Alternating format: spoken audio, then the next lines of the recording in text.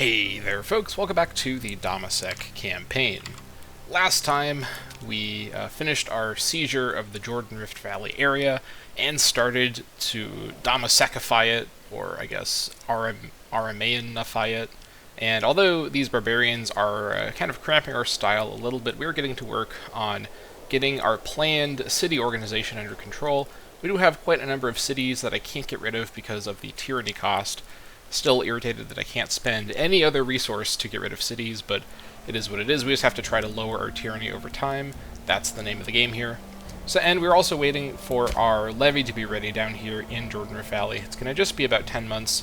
We could raise the Kadesh levy and send them down to do it, but I may as well just use the Jordan Rift Valley levy and then continue using them to build roads. They're the smallest levy of my three, so it'll be the least expensive on my economy to do it like that. So that is the plan with that.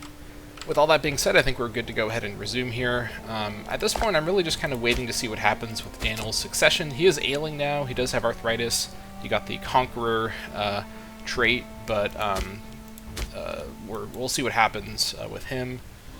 We do have to actually colonize Tebes to get annexed Jordan, and then from there we can go straight to Triumph in Jordan Rift Valley. So this is kind of an important thing to get to. We actually could do this right now, so I probably should just do this now, honestly.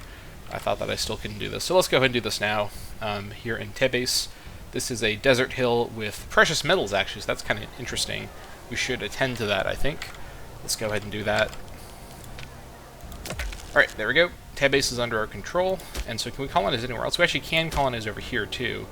Interesting. Well, we should do this as well. Colonize over here. This is a hill with firs. And then over here, let's colonize Oprah. Alright, let's colonize Oprah. Actually, we can't. We don't have any more manpower. We're going to get more manpower pretty soon. Annex Jordan. Jordan's loyalty goes up by 25 of the province of Jordan specifically, and then Daniel gets some popularity.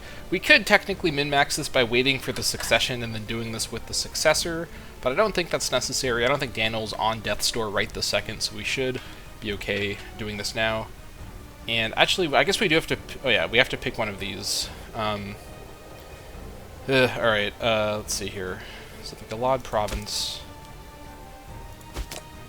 This guy's not an Ormitba, so we can't do that. That's right.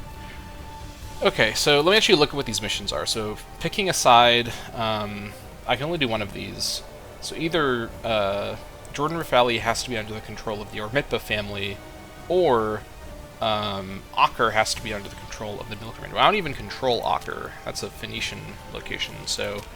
unless I want to conquer Phoenicia right now, which I don't. I guess I do have to switch out who's in charge of this region.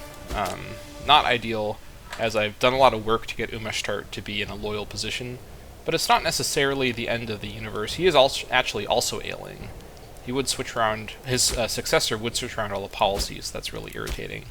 But for the sake of finishing my mission, I think it is probably worth doing. Although what I could end up doing is actually just wait for Daniel's passing. I think it will be in a couple of years, likely. Maybe a bit longer than that, but at least 10 years I'm expecting it to happen. And I'm going to do a big government reorganization when the succession happens. We're going to come into a pretty young ruler. Actually, whoa, pause. Let me rephrase that right there. Abdestart will come to the throne. We're not going to be coming into Abdestart at any point here. Wow, that was the most sus statement ever made on this channel, probably. Okay, Abdestart will come to the throne in the near future. He'll be in his 40s probably, which is on the younger side. So, and then his son Ahiram, not looking great on the martial front, but Abdestart doesn't have amazing martial either. And his wife will help him a little bit with that oratory. Charisma, I mean. Yeah, whatever the case. I think at this point we just keep waiting for our Jordan Rift Valley levy to be ready, and let's proceed on speed 4. And they're going to be ready specifically on 18th of July next year. Fair enough.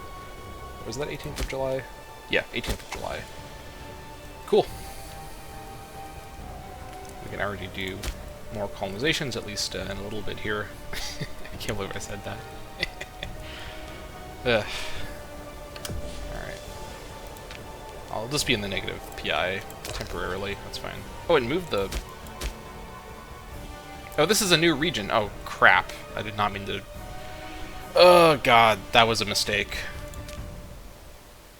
That's Canaan. I did not mean to actually colonize a Canaan territory. I thought this was part of... No! Leave.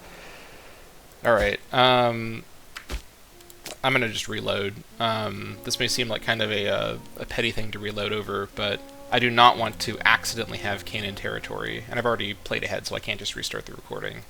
I'll just reload to the autosave. This is not very far back, so 11th of November. Where do we go to?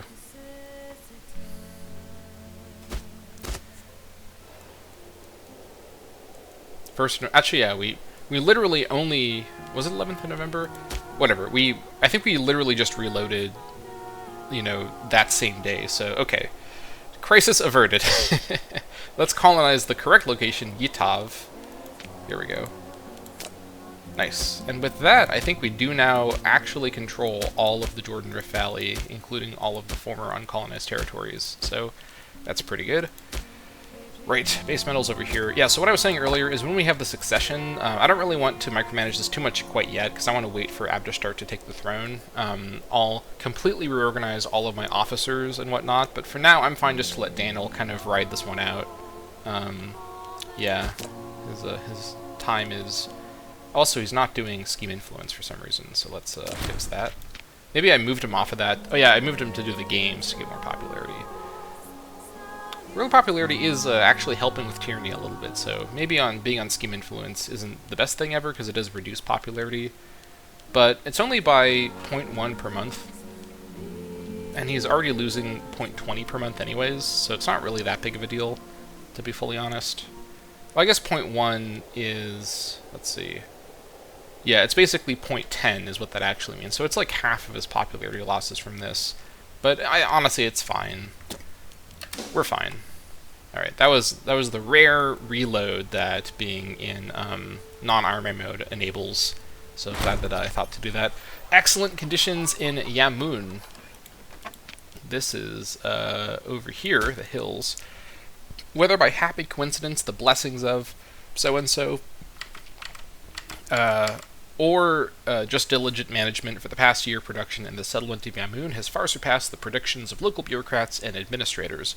While we could simply exploit these boons for short-term gain, some have suggested that this is an opportunity to study the organization of slaves in Yamun, who by all accounts are unusually satisfied and productive bunch. I guess so. I guess you could say that. Whatever. An attempt to apply the lessons across the province of Arantes Source. Alternatively, we could, of course, simply allow whatever fortune Yamun enjoys to run its natural course without interference. Ooh, okay, so we could trade 10 loyalty with my extremely loyal, son, so this is a pretty good option. Like, in terms of the value of this trade-off, technically speaking, 147 gold isn't actually worth much at this point because of how much gold we have per month. This might be a better alternative. Lesson learned in Arantes for 10 years.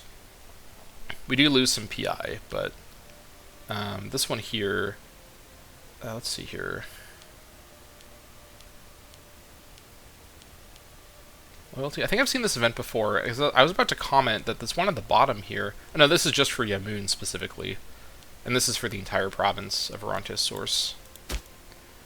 Let's see. Arantes Source is 53% slaves. So these bonuses for slaves here could have a pretty big effect, especially on output.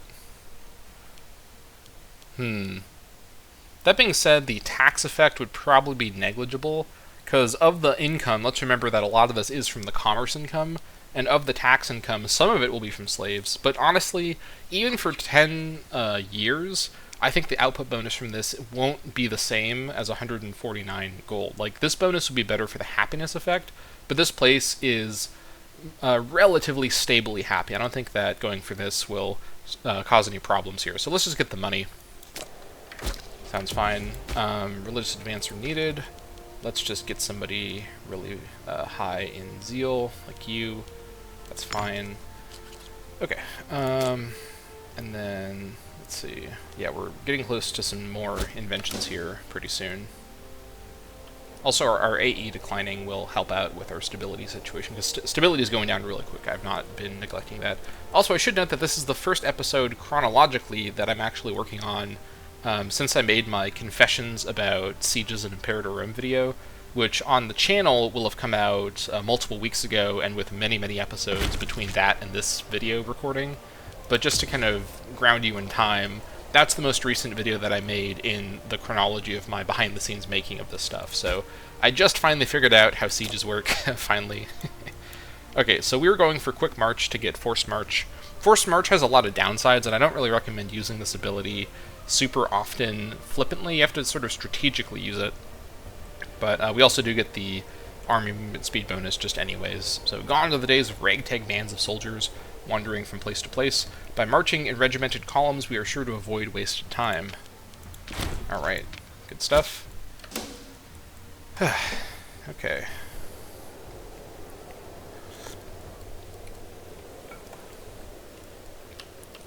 Looking good. Tier has made a comeback, which I was not expecting.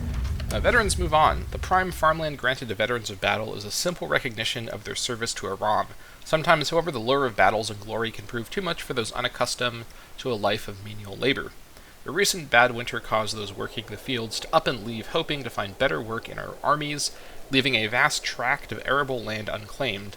We have reappropriated it to better serve our flourishing state. To every cloud. 500 manpower, and Jabab gets some bonuses, and I guess a small malice, but 15% tax is probably worth minus 0.02. Provincial loyalty, depending on where this is. This is in Khatna. Okay. Khatna's up here.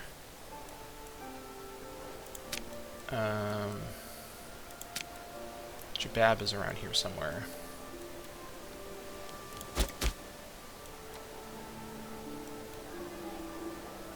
Where? Oh, here it is. Okay, it's not in Khatna, it says next to Khatna. That's why I couldn't find it. Yeah, this place's loyalty will survive this change. Alright. Any other colonization we can do?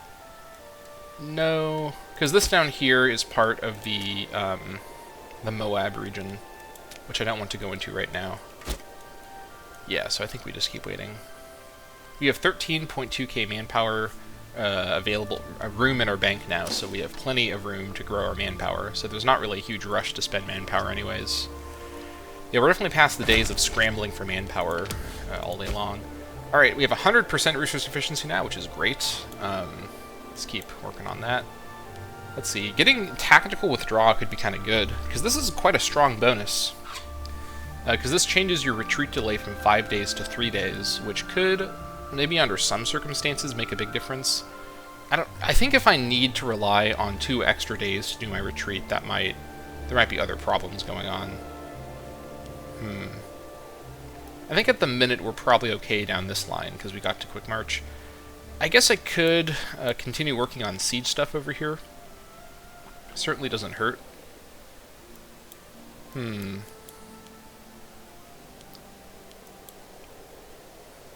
ability. Maybe go back over to these areas, though. I could finally get public slavery, just so I can... this actually might be good to do ahead of my anticipated succession, although I'm probably going to get this tech at least before that, and probably more techs. We're getting new technology very fast. Now it's like a matter of 5 years or so between tech levels, which is crazy. But I think I will just grab public slavery. This is handy to have in case I need to deal with high tyranny or high... or deal with corrupt or whatnot characters. And not having the tyranny cost would be great for things. So let's grab public slavery. Slaves owned by the state were championed by various regimes. In Rome, a servus publicus would perform one of a number of civic duties, ranging from basic servile tasks to menial bureaucratic work. Okay. Sounds good. And then these guys are 3 more months. Syria wants some wine. Sounds fine. Jaffa's allied with Dibon now. Okay, that's the smart move from them. They're aware of who they're in most danger from. Who are these guys fighting? Some of these nomarchies. Yeah, they're fighting like the last surviving nomarchies. Actually, this is a chiefdom. This isn't a nomarchy. But this guy up here, I assume, is a nomarchy. No, it's a monarchy. What? This guy's not a nomarchy? Who is this guy? Oh, it's a rebellion. That's why they're not a nomarchy. They're a rebellion. Okay, fair enough. Scholar of the Divine Art. I've seen this event before. Honestly, it's tempting. The Annal may not have long left, but ailing probably means we're looking at 5 to 10 years at least of life remaining. So, 10 corruption would have a big effect on my core, and also affect wage and other things, and also affect PI. Yeah, corruption is a really big effect on monthly PI. So, let's just lose loyalty on this random guy. This is my marshal, so I don't really care about that. Perfectly fine.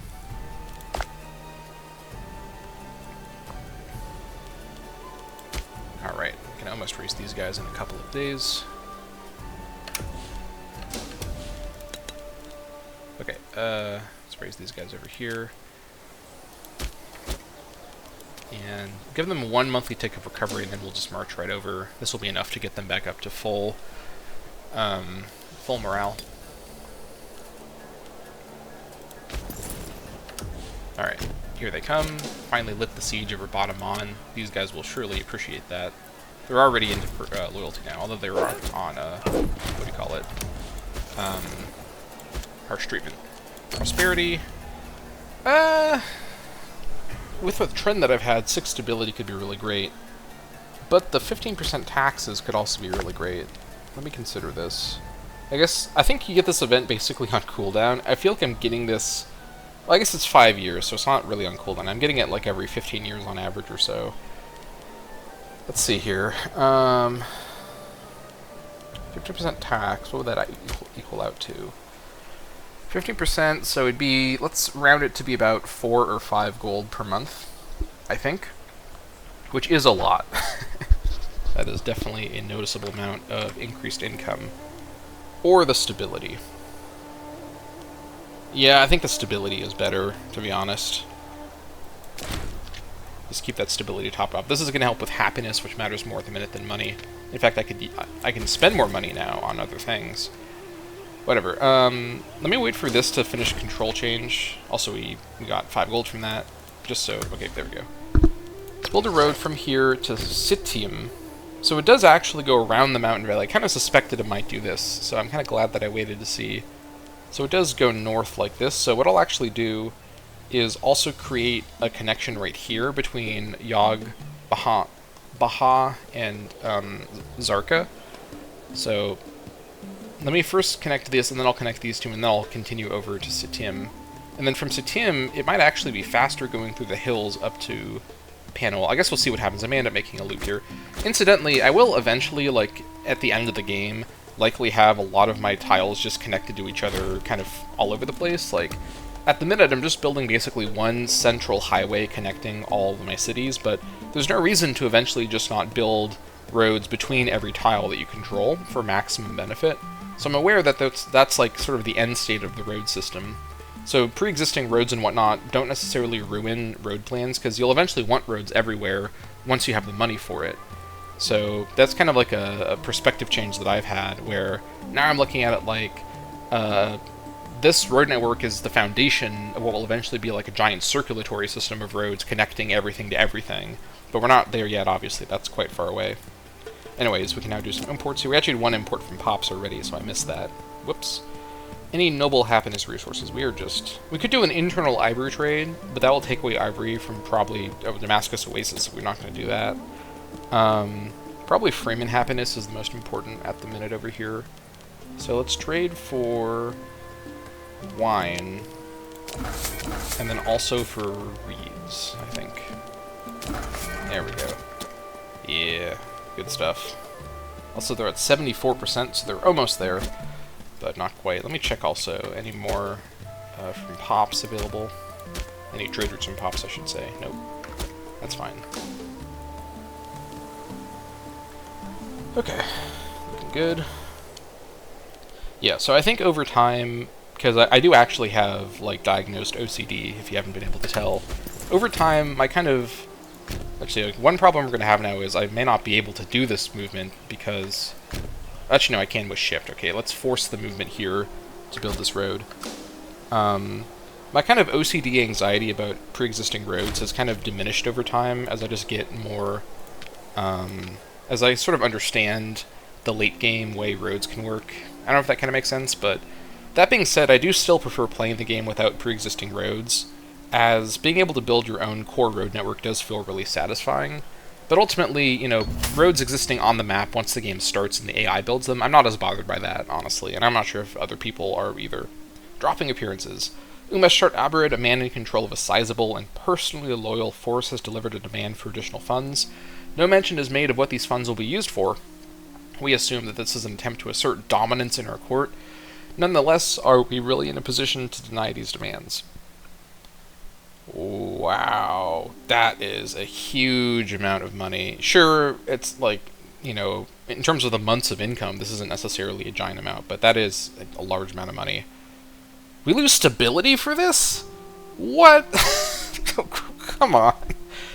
I understand him losing loyalty. That's a fair outcome to not doing the blackmail. But the nation is destabilized when we don't agree to a governor's blackmail? That actually doesn't make sense. Like, that conceptually doesn't make sense. Well, I'm not going to lose 5 stability, so... Ugh. And now, of course, it's going to screw up my road building. You know what? I'm going to cancel this garrison building so I can finish the road. That's messed up. That's super messed up. Alright, so from here, it's the same route. Yeah, so let's continue along and road over to Sitium. Oh, that's gross. I can't believe that not agreeing to blackmail costs stability. That really is hard to make sense of. Eesh. Alright. Also, Ashera is in poor health. I actually don't know, I don't remember offhand if poor health is worse than ailing. I think it's probably the level above ailing, but I'm not sure about that. Also, Tyr is probably beating Barat. Yeah, this big defensive league is really kind of falling apart now. Although Yabrudu is still involved. Good old Yabrudu. But they're not fighting Tyr for some reason. Oh, Barat declared the war. Oh my gosh. Well, that was bold of them. Yeah. Tyr's not the power they once were, especially not compared to me. But they're still, you know, the strongest force here. That's not me, or Ugarit, or Jaffa. So, of the people left, they're the strongest. Alright. Yeah, because the thing is with my OCD, like, it might also Tyr fully annex them. It might be, like, technically the best use of my money to connect all the tiles, like, sooner, but I would rather either have all of my roads be placed really precisely, or have them be everywhere. But I don't really want to do an in-between thing, where I have a lot of road networks in some places, and just no roads elsewhere. Like, I want everything to be kind of cohesive together at any given time. Grand Festival, that's pretty good. Keep that going. Any laws I could change? I could switch off of institutional benevolence. I forgot that we're actually integrating Ugarit still, so let's not forget about this. Yeah. Maybe I should start fighting in Phoenicia, given that the Ugarit integration... I don't think Daniel will live to 96, but you never know. Could be the case.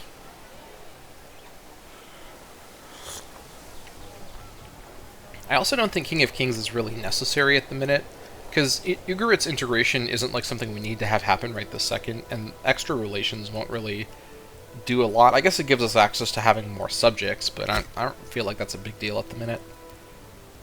Also, my truce with Tyr is over. I could declare war on Tyr at any given time. Okay, so... I think what I want to do is get this Matter mission done with and try to get Matter of Phoenicia. Because I have a lot of claims on Tyr already, but taking Phoenicia is more than just taking Tyr. Because also, it's not so much about getting the claims, but about getting rewards for advancing through Phoenicia. I think that's definitely something I want to be able to take advantage of. I guess we could do favoritism, like get Acre first and then finish this mission, and then hopefully get Matter of Phoenicia from there.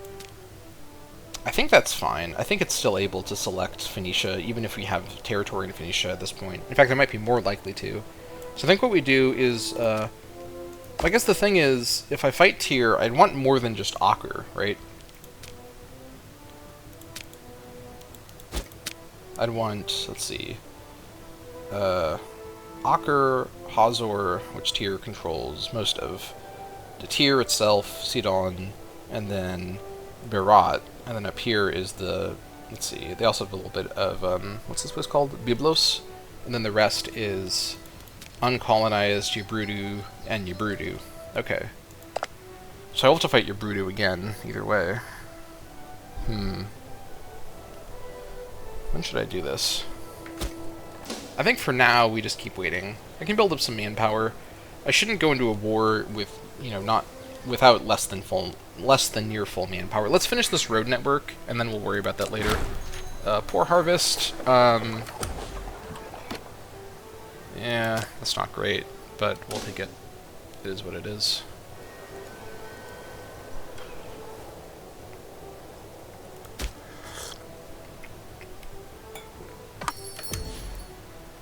Also, to be honest, I think I might actually cancel the level 2 fort down here. Well, yeah.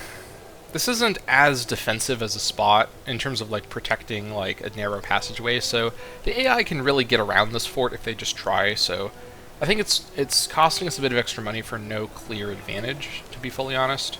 There's no other benefit from having a higher level fort other than the fort level. And I guess I could rebuild the garrison. I probably should actually to try to get this place to where I can switch it off of harsh treatment. But I should also build a palace here. Let me build the palace first, and then I'll build the other thing. Alright. Good, alright, you guys are here now. So to get up to Panwell, does go through there, but I don't know... Let me turn roads off here. If you were in Panwell, and you wanted to come back south, it would go through that. I think I will make a loop with Adam just for mobility purposes, so you can like get over the river a bit more easily. Yeah, and then we'll make a loop like right here, because this is a really obvious spot for a little triangle.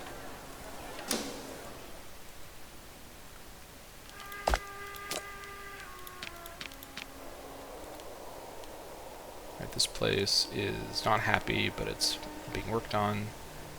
This place is not happy. I need to switch this, I need to switch this. I don't like how much tyranny it's going to cost me.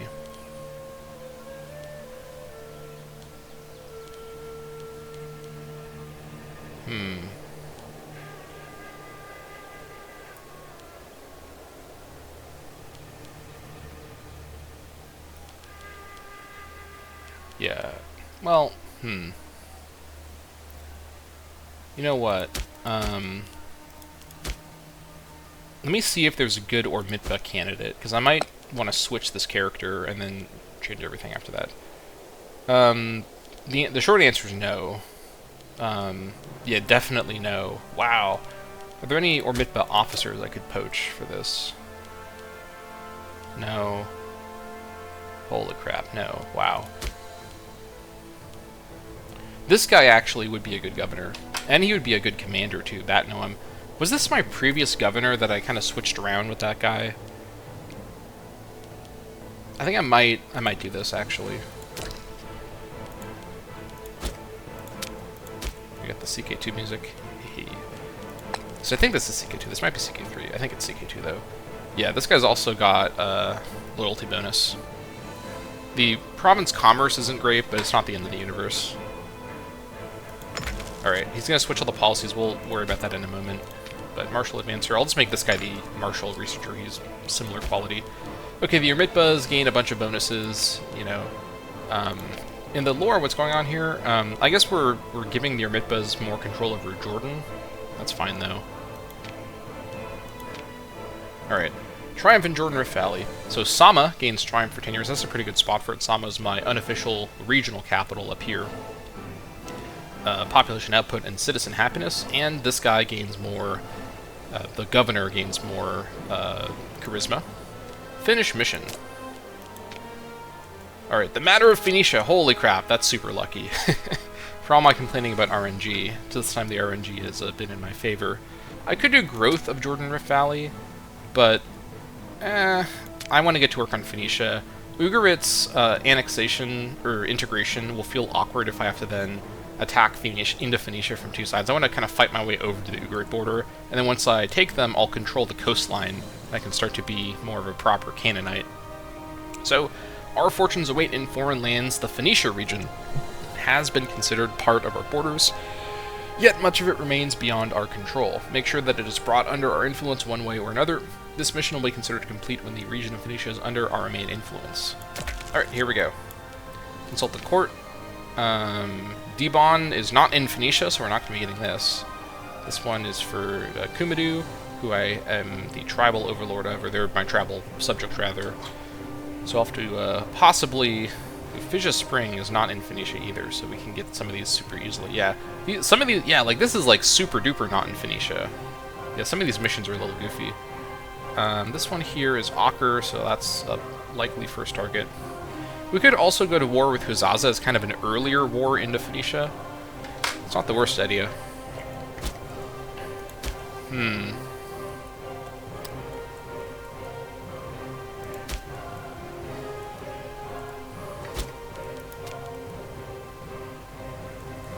Also, I don't know why it is these places are considered the sort of, like, locations of these banners. Is it because of their size? 34... This is just out of my own curiosity, so I'm just checking really quick. 34. So no. That might be the reason why. But up here, though, 27, 19, 25, 21, 9, 17. It might be because of size. It might be because of the size of the local Dammâseq population. I don't mind, but whatever. This is the world's least important thing ever. Let's see, so who would Huzaza... Huzaza brings in Yabrudu. Yeah. Don't like that at all. I think it'd make more sense to fight Huzaza second after Tyr, because then we'd border the Yabrudu stuff over here. It'd be way easier to deal with it, rather than having to go through this direction up here. So I think Tyr should be our first target. Tyr has no friends at all. We could even go for Hazor, and this would mean the completely free, unfortified location here. Because Tyr isn't allied with Huzaza anymore, so they're not protected by Cadiz. Yeah, I think we do go in that direction. We're going to get the claims. We already have the claims we need for this war, but I'll keep waiting for my roads to finish. Once these roads finish, I'll lower this levy, wait for them to be re-raisable, and then lower all my levies and get to work on the war for Phoenicia. We'll proceed. Alright, so let's connect up this little loop here, just for enhanced mobility. And also it looks a bit nicer. Hello, mercenaries. These guys want my marble. Sounds good. I could, you know, go to war while this force is doing the roading. It'd probably be more than fine, but I'd rather just play it safe. No need to do things too quickly here. We do have a lot of manpower to recover. Alright, let's continue getting over to Panwell. Okay.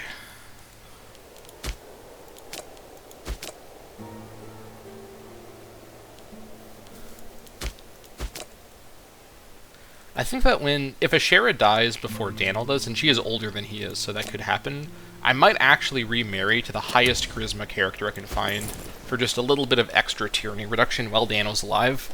I hope they don't have more kids, because that could cause some succession weirdness. Probably not, but I would just not want that. Alright, so this goes across the river through Hemdat, which sounds fine to me. So let's road our way over there. Also, I think I was waiting for money to do a palace, but I still have to keep waiting. That's fine. We're able to do about one road per month now with our income, which is great. We're on break-even road income, so that is always good to see. Alright.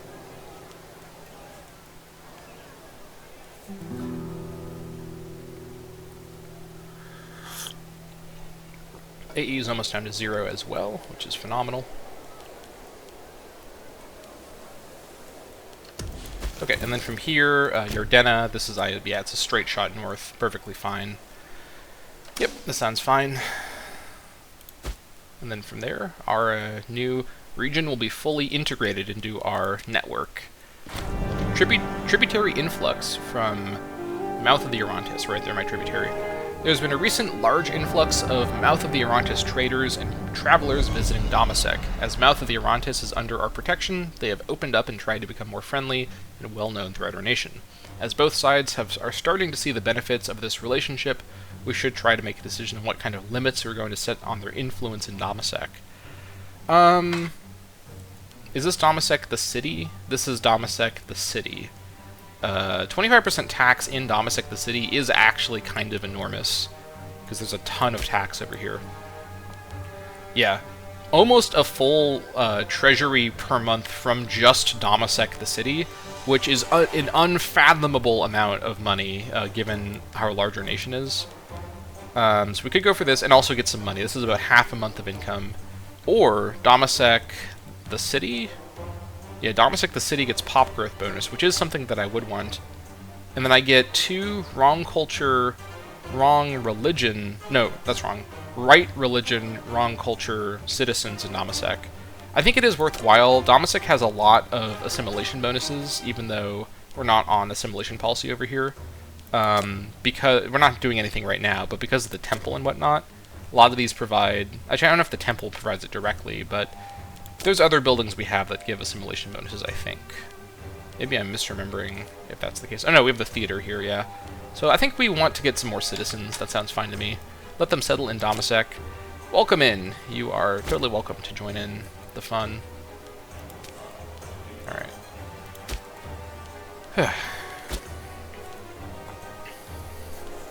Alright.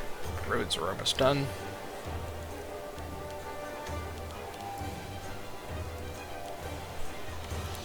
Oh my gosh, the score. we are doing super well score-wise. Okay, good job. I think that's all the roads I want to do at the minute. Let me think about this. Yeah, I don't think there's any need to do any additional roading here.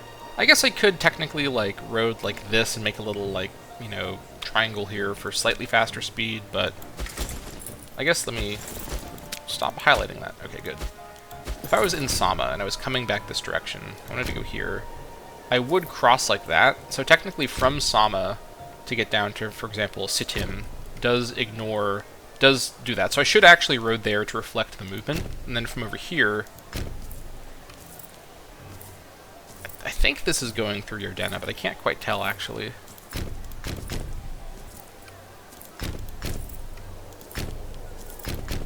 No, it's not going through Yardena. You can see here. I don't know if you can tell actually what I'm doing, but I'm verifying the movement order with shift. So from Sama to go like this is not the same as going through Yardena. Yeah. So this also doesn't go through Yardena. Okay. So what I want to do then is from Ha Gilboa road down to Beit Seon just to speed up movement to my... Because the reason I want faster movement here is this is my frontier with my soon-to-be enemy, so I should actually road this just to be thorough. Ultimately, the main point of the roads is for faster mobility, so I should never overlook that when I'm just thinking about aesthetics. Although I do draw the line at roading out to like a border where there's no, you don't know where the city is going to be later. Because again, you can't get rid of roads once they're on the map; they're just there, and so you either have to be okay with where they are, or you have to like add more roads around them to make them look more sort of natural. Then from here, let's road over to Wakas. All right.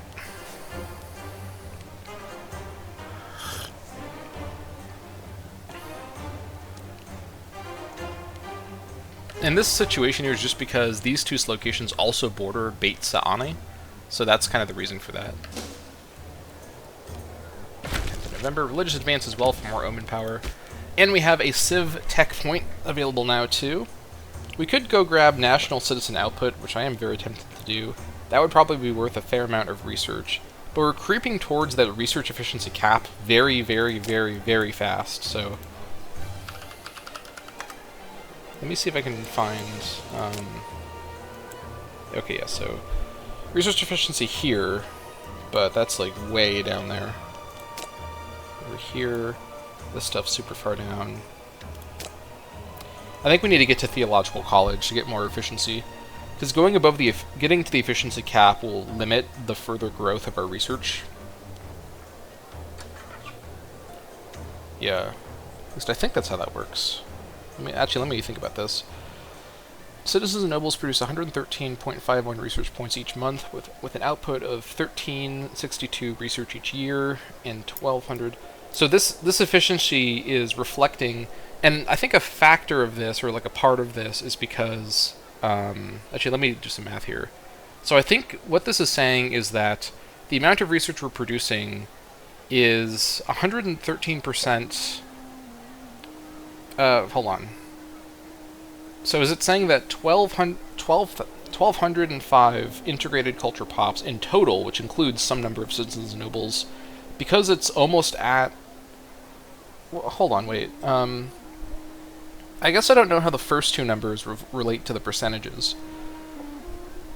I'm a little lost, I'll be honest. I don't really understand this mechanic super well. If you know in the comments, let me know. I think I'll look on the wiki between episodes, or I will soon. But I think I do want to go for theological college to get more research efficiency. It just seems like something I'd want to do to keep the momentum going. I don't want to slow down my progression here. I could also go for these things down here, but this really seems like quite a lot more of a commitment, because this should be 1, 2, 3, 4, 5, 6, versus just 1, 2, 3, 4. Not to mention 2% Dammâseq happiness, 3% non-Dammâseq or non-Canaanite culture group happiness, and ruler pop gain is also pretty handy. So I think we should grab this early stuff. We shouldn't neglect this. That being said, let me actually look at the actual bonuses here. Control range modifier is gonna just affect like how far we can colonize, or not colonize. How far we can. Actually, what does this affect in this mod? Now that colonization works differently, I'm not really sure. We could also go through shady connections for what that's worth. Could be interesting. I almost think I'd rather go through shady connections because it would be fun to do more assassinations. Espionage character interactions. I don't remember what these do, but inspired as loyalty cost reduction. Situational, but that costs tyranny, so that seems like... Actually, wait, inspired as loyalty, that's not the same thing as smear. I think that's what I did with Ebla and that governor, so maybe that is something I should look into. Diplomatic range 15% isn't a huge deal. Dip rep +1 is a bit better. So corruption sanctions imposes loyalty malice. No longer imposes loyalty malice. That's actually really interesting. That's actually really strong, actually. Because isn't the loyalty effect the main downside of the corruption sanctions? So does this just make corruption sanctions free? That can't be right. Hold on, let me find a corrupt character to do some scientific analysis on. Own nation, search by corruption, search by employed. Hold on, I can't do it on you. Where's my corruption sanctions? Oh, it costs tyranny as well. Okay, so it makes it only cost tyranny. And I guess the family loses prestige, too. So there are still downsides. I guess the family losing prestige is more of an upside than a downside. Because you don't want your non-player family to have a lot of prestige, generally speaking. Yeah, the tyranny gain is pretty high still. That being said, let's not forget what we're really concerned about. Yeah, we were going for this stuff too.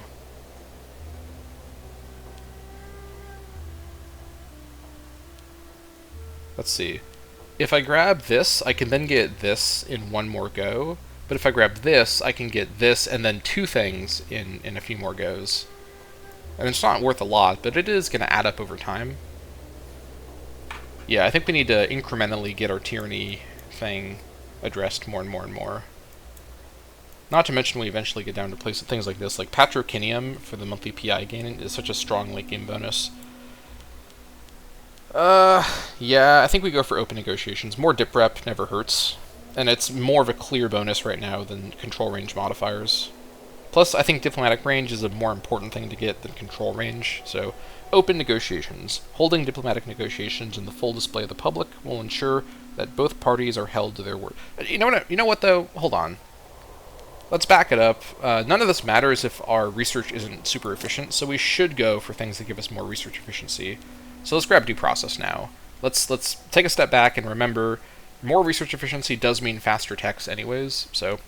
also, ruler pop gain is handy. Ensuring that everyone has recourse to appeal against actions or indictments protects both the people and gives our governments an air of fairness. Or gives our government an air of fairness, rather, not governments, plural. Also, some of this stuff I need to not overlook as having some really strong advantages, too. Yeah, especially this, the provincial loyalty. I'm not as familiar with this tech tree as I really should be at this point, but whatever the case. Over in the advances area, what do we want now? More city building slots could be handy for our best cities, but at the minute I don't think we're quite at the point where we need that quite yet. The sewage building, I think I commented before, was a pretty good option. We do have another slot here in Dammâseq, by the way. We just finished building roads, so now we're going to get some more money.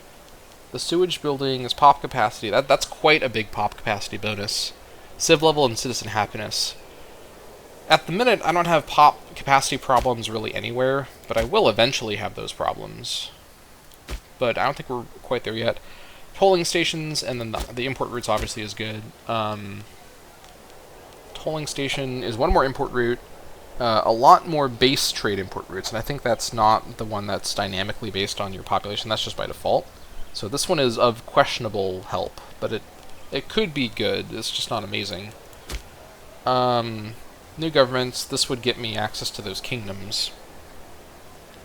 This one here, the 5% manpower is a lot, but the pop capacity bonus is nice, and the food modifier thing could help with, although at this point I think we do have Yabrudu's food situation permanently under control.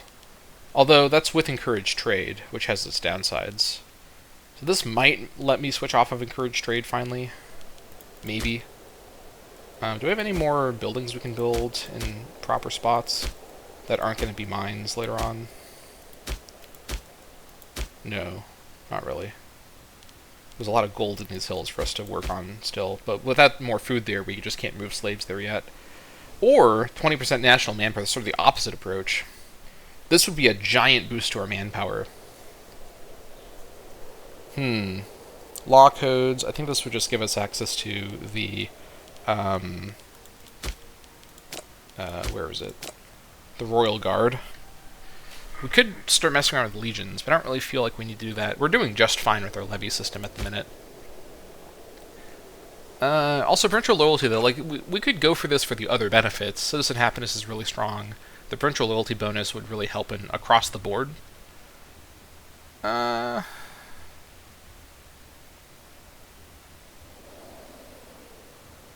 This is actually like a tough call.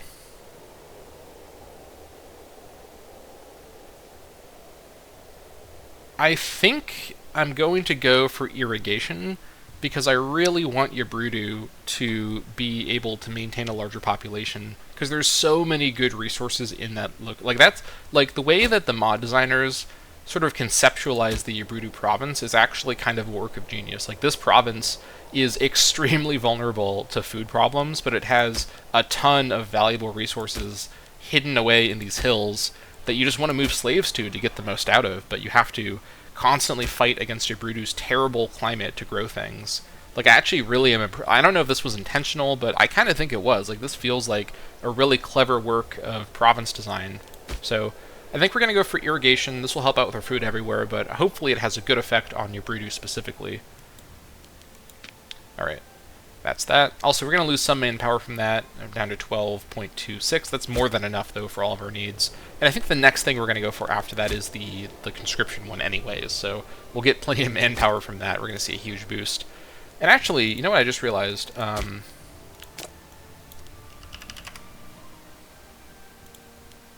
there any techs that improve my food? Let's see.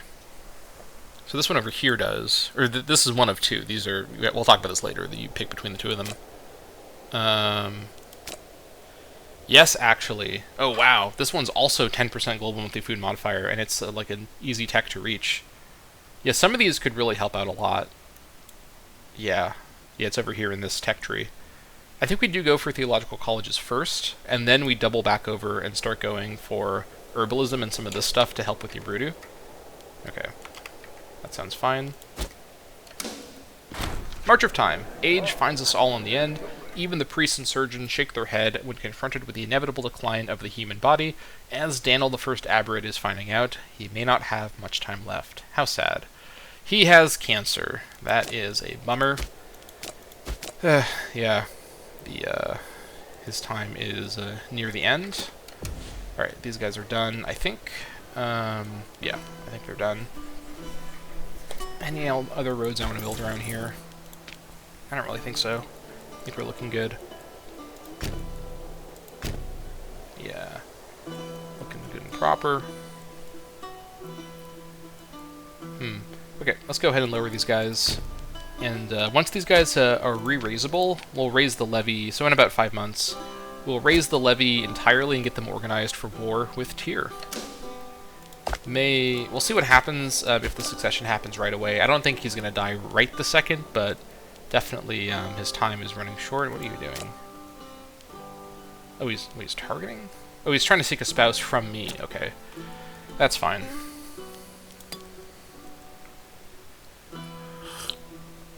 Back down to 0 AE. That's pretty good.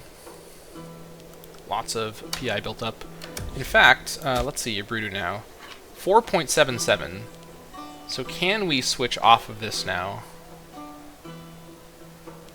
I could build a holy site actually in Yabrudu. That could be kind of interesting. Local tax bonus for Kutaifa, or Tukafia. Kutafia, I never say this name right. Could actually be kind of strong. It's kind of a cursed holy site to build when you think about what's over here, but yeah, the slave city could do with this bonus. And migration attraction. We could build it for Bull over here.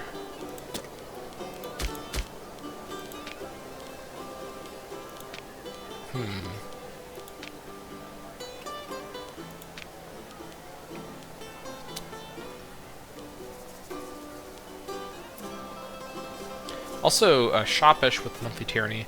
I'm kind of considering switching to a god that gives you monthly tyranny reduction, because minus 0.05 is a lot with my current amount. Like, I really... Because here's the thing, right? Like, I've thought a lot about why am I so fixated on lowering tyranny, beyond just aesthetically wanting to get rid of these extra cities, and that facilitating that. Because high tyranny does have many advantages, right? The high AE reduction is handy for conquest.